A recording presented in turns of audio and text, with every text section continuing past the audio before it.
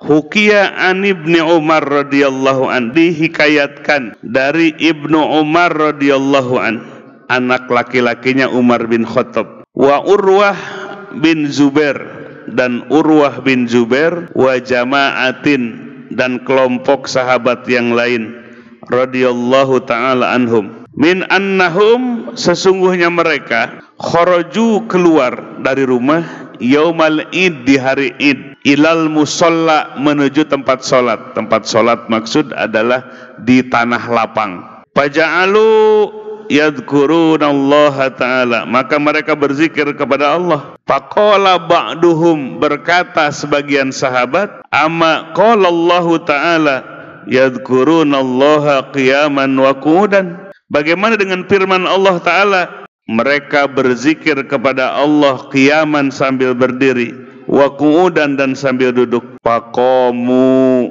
maka mereka berdiri semua sahabat berdiri. Yadhkurunallaha ta'ala, berzikir kepada Allah ta'ala, ala aqdamihim, di atas kaki mereka. Nah, jadi mereka diingatkan oleh sebagian sahabat bagaimana dengan perintah Allah, dengan ayat Allah, alladzina yadhkurunallaha qiyaman, orang-orang yang zikir kepada Allah qiyaman, sambil berdiri.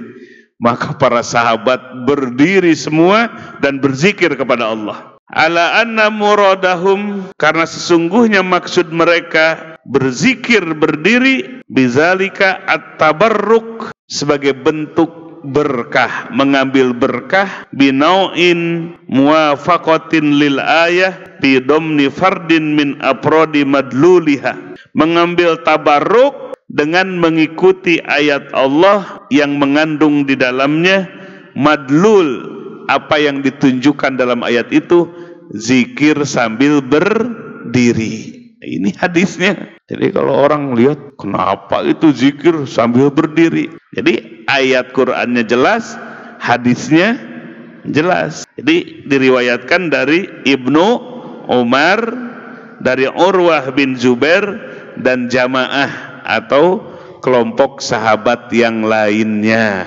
Karena ini santri harus kuasai, ini dalilnya. Kita zikir kepada Allah qiyaman, sambil berdiri. Ya, kalau berdiri ada yang ngantuk nggak? Santri, kalau zikirnya berdiri ada yang ngantuk nggak? Hilang ngantuknya, ya. Pegelnya hilang nggak? Hilang.